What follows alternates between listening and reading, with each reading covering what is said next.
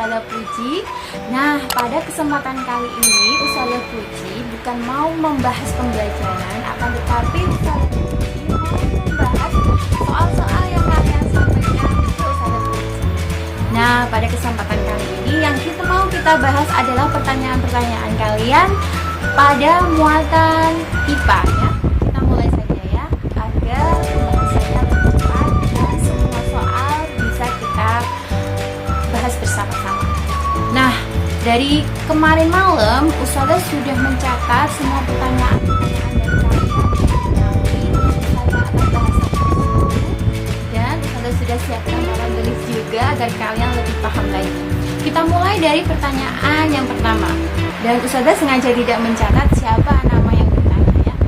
Yang pertama, Ustazah, tumbuhan apa saja yang termasuk tumbuhan vegetatif alami? Nah, coba disimak videonya Ustazah lagi ya. Sudah tahu kan link channelnya? Ustazah Puji punya channel Buku Channel, silahkan dilihat. Akan tetapi Ustazah akan membahas juga. Jadi tumbuhan-tumbuhan yang termasuk mengalami tumbuhan vegetatif itu apabila dia mampu berkembang biak dengan salah satu bagian tubuhnya tanpa ada pertemuan benang sari maupun putih, karena kita bahasnya tumbuhan ya. Jadi misalnya ada tumbuhan kemudian batangnya menjalar sehingga dia dapat ditambah banyak, nah itu dikatakan dia mengalami vegetatif alami ya. Kemudian ada juga pohon pisang, sebelahnya ada tumbuh tunas, nah itu termasuk vegetatif alami. Nah, tumbuhan apa saja? Banyak ya, ada termasuk singkong ya, itu juga vegetatif alami. Kemudian yang kedua, pertanyaan yang kedua, Ustazah, apa benar bawang bombay termasuk vegetatif alami? Ya betul. Jadi kalau Ustazah ringkas ya, sebenarnya perkembangbiakan tumbuhan Ustazah akan tulis di sini ya. Jadi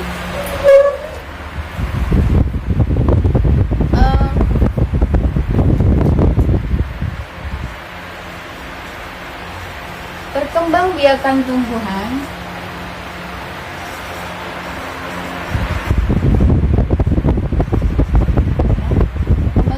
pada tumbuhan itu dibagi menjadi vegetatif dengan generatif. Nah, vegetatif ini ada macam-macam ya. Ada vegetatif alami ya, yang secara alami, dan ada juga yang vegetatif buatan ya. Jadi vegetatif ini ada yang vegetatif alami dan ada vegetatif buatan. Vegetatif alami itu sendiri dia akan vegetatif alami itu dibagi lagi ya menjadi beberapa ya. Kita mulai dari satu ya. Yang pertama adalah umbi batang ya. Baiklah, yang paling enak itu kita mulai dari bawah ya anak-anak. Jadi kita mulai dari bagian organ tumbuhan yang paling bawah, yaitu dengan cara umbi akar ya. Umbi akar contohnya apa? Singkong ya. Kemudian wortel, bengkoang, itu semua termasuk umbi akar. Kemudian yang kedua adalah ke atas lagi itu ada umbi batang, berarti itu termasuk kentang ya. Loba itu umbi batang, itu yang kedua. Yang ketiga adalah umbi lapis ya. Kalau umbi lapis ini adalah umbinya berlapis-lapis ya.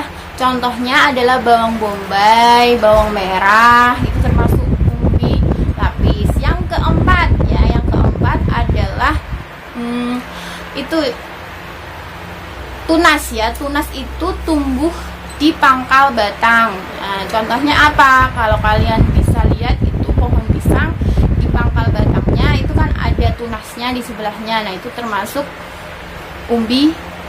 tunas ya. Tunas yang keempat ya. Yang berikutnya ke atas lagi itu ada apa?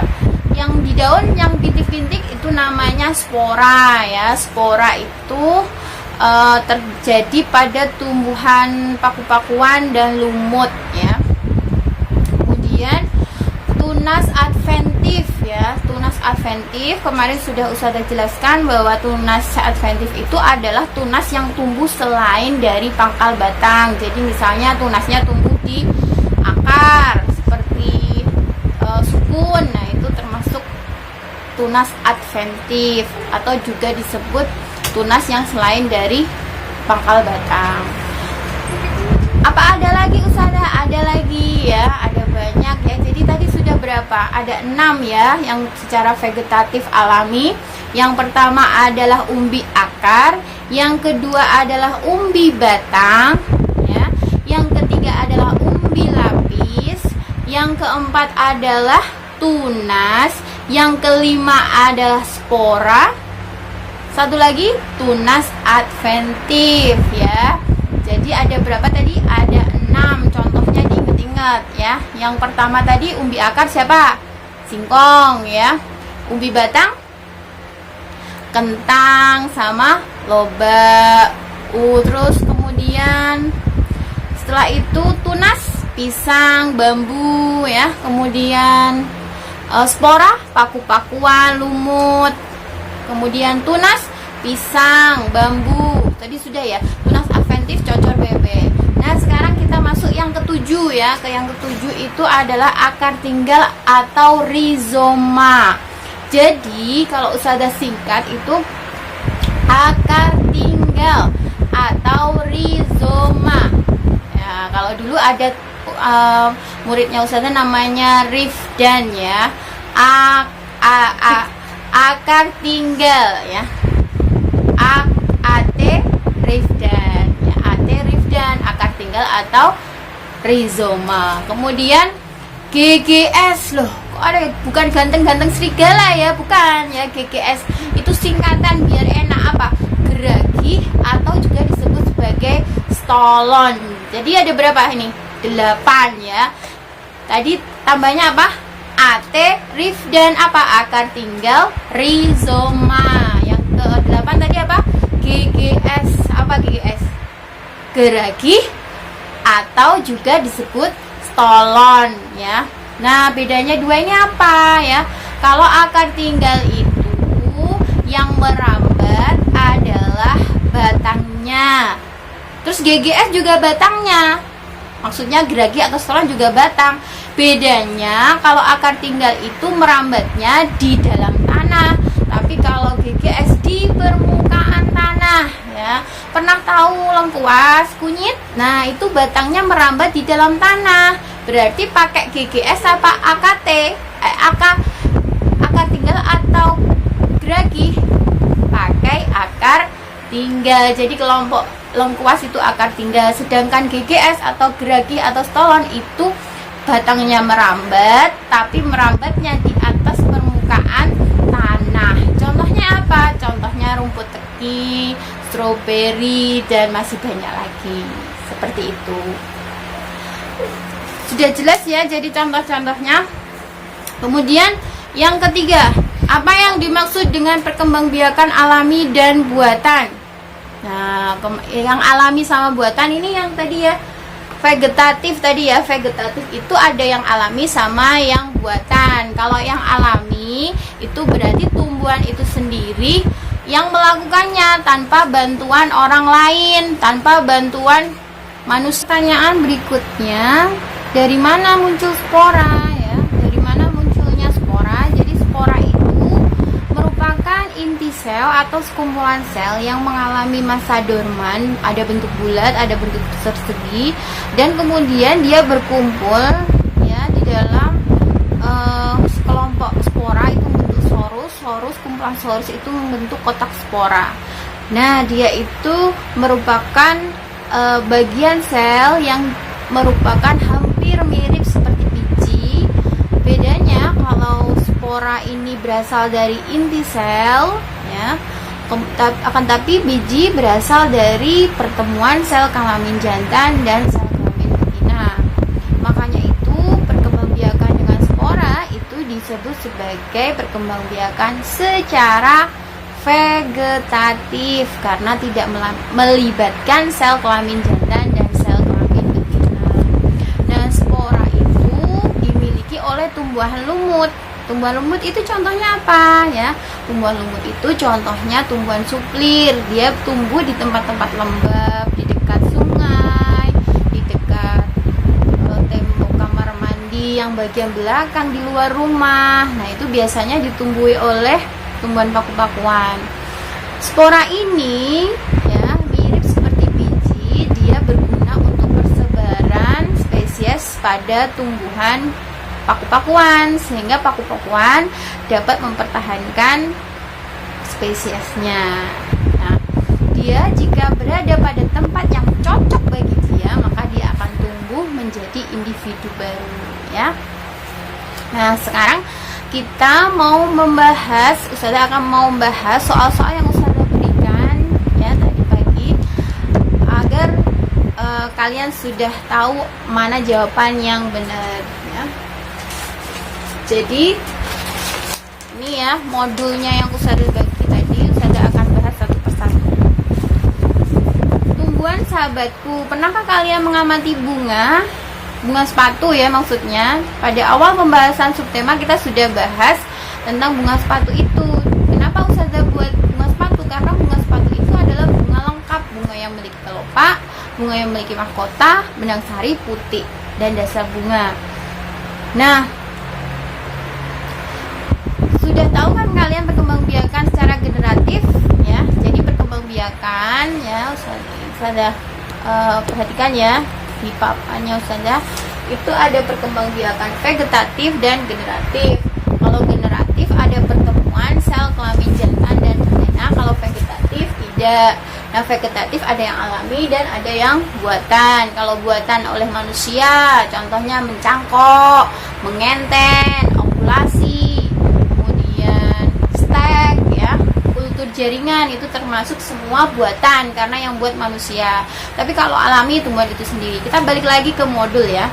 Nah, di situ ada gambar bunga ya, di situ ada gambar bunga, ada huruf A ya. A itu adalah bagian mahkota bunga. Apa fungsinya? Fungsinya adalah sebagai perhiasan bunga agar serangga itu tertarik ya, karena dia minta dibantu sama serangga agar dapat terjadinya penyerbukan ya. Bagian B itu adalah putih. Putih itu adalah sel kelaminnya betinanya tumbuhan ya. Jadi dia sebagai sel gamet betina ya. Putih itu fungsinya untuk sel gamet betina, alat kelamin betina bisa juga. Bagian C itu yang ditunjuk adalah benang sari ya. Benang sari itu apa fungsinya? Sebagai alat perkembangbiakan jantan ya, atau sel kelamin jantan atau gamet jantan boleh. Kemudian yang E itu adalah bakal buah. Bakal buah yang nantinya akan berkembang menjadi buah ya. Apa fungsinya? Ya, dia nanti akan menjadi buah. Pembuahan atau fertilisasi pada tumbuhan berbiji akan terjadi manakala didahului proses penyerbukan. Masih ingat kan penyerbukan? Penyerbukan itu apa? Penyerbukan terjadi jika bagian sel kelamin jantan menempel di sel kelamin betina atau benang sari menempel di putih gitu. Nah, kita lanjut ke pertanyaan berikutnya ya. Apa saja yang dapat membantu penyerbukan pada tumbuhan berbunga? Angin ya, hewan, serangga, air, atau manusia. Nah, manusia juga bisa. Contohnya tumbuhan vanili itu nggak bisa menyerbuk sendiri, dia harus dibantu oleh manusia. Bagaimana ciri-ciri bunga yang penyerbukannya dibantu oleh angin? Nah, ciri-ciri bunga yang penyerbukannya dibantu oleh angin memiliki bunga yang ringan atau serbuk sari yang ringan, kemudian putihnya menjuntai biar saling ketemu ya. Itu terterpa angin jadi mudah. Tangkai putihnya panjang ya. Nomor 3, pernahkah kalian melihat bunga yang sedang didekati dengan serangga? Pernah ya tentunya. Bagaimana ciri-ciri yang dimiliki bunga tersebut? Kalau dibantu oleh serangga, dia pasti punya mahkota bunga yang warnanya menarik kan ya, itu cirinya ya. Dan juga punya nektar atau menghasilkan madu, karena serangga itu mencari madu. Sebutkan 2 peristiwa yang mengawali proses perkembangbiakan pada tumbuhan. Yang pertama adalah apa? Ya betul, proses penyerbukan barulah terjadi pembuahan di bakal buah atau di dasar bunga ya. Coba sebutkan tumbuhan yang mengalami penyerbukan dibantu oleh angin. Contohnya apa? Itu ya apa? Alang-alang ya, rumput ilalang gitu kan. Biasanya ringan ya. Kemudian jagung itu termasuk juga. Romawi 2 ya. Di situ ada gambar macam-macam penyerbukan ya itu. A ya, yang A itu penyerbukan sendiri ya, karena bunganya itu bukan penyerbukan sendiri ya. A itu adalah penyerbukan tetangga ya, penyerbukan tetangga karena A itu ya putiknya serbuk sarinya menempel pada putik pada bunga lain tapi masih satu pohon, itu namanya penyerbukan tetangga. Yang B itu penyerbukan sendiri ya, penyerbukan sendiri karena putik sama benang sarinya dalam satu bunga. Kemudian yang C itu penyerbukan silang ya, karena berbeda pohon ya, bunga satu dengan bunga yang lain dalam pohon yang berbeda tapi masih satu jenis ya. Kemudian yang D itu penyerbukan bastar karena serbuk sari nempel di putik yang berbeda varietas tapi masih satu spesies. Misalnya kayak padi rojo lele menyerbuk dengan padi nampan, itu kan satu spesies tapi beda varietas, itu namanya penyerbukan bastar. Lanjutnya, tumbuhan dapat menghasilkan keturunan jika tumbuhan itu melakukan penyerbukan ya. Yang kedua, penyerbukan diawali dengan pertemuan sel kelamin. Ya betul, jantan atau benang sari dan sel kelamin betina atau putih ya. Lanjutnya nomor 4. Coba perhatikan gambar di atas macam-macam penyerbukan itu ya. Yang A itu namanya penyerbukan tadi yang sudah kita bahas, penyerbukan apa? Ya betul, tetangga ya. Nama lainnya adalah geitonogami ya. Yang B autogami boleh. Yang C allogami, yang D hibridogami ya. Jadi kalau sendiri itu autogami, kalau tetangga geitonogami, kalau silang itu allogami, kalau yang bastar hibridogami ya. Apakah semua? Dan pertanyaan yang kelima ya, pertanyaan yang terakhir di modul ini, apakah semua tumbuhan dapat melakukan perkembangbiakan secara generatif? Apa jawabnya? Apakah semua bisa melakukan perkembangbiakan secara generatif? Ada nggak yang tidak bisa melakukan secara generatif? Ada ya, ada. Adalah tumbuhan yang tidak menghasilkan bunga. Contohnya apa? Kemarin di tema 1, subtema 1, yaitu tumbuhan paku-pakuan ya. Nah, itu tadi pembahasan soal-soal yang terasa sulit dari kalian yang Ustazah sudah rekam dan Ustazah sudah bahas. Semoga kalian benar-benar paham dengan pembahasan Ustazah kali ini. Untuk penguatan IPS-nya, tunggu pembahasan Ustazah selanjutnya. Dan terima kasih atas perhatian kalian. Semoga apa yang kita lakukan hari ini dapat bermanfaat bagi Ustazah sendiri dan bagi kalian tentunya.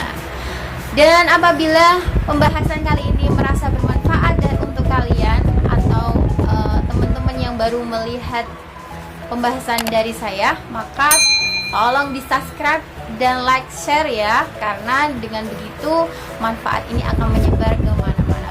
Terima kasih atas perhatiannya. See you next time. Wassalamualaikum warahmatullahi wabarakatuh.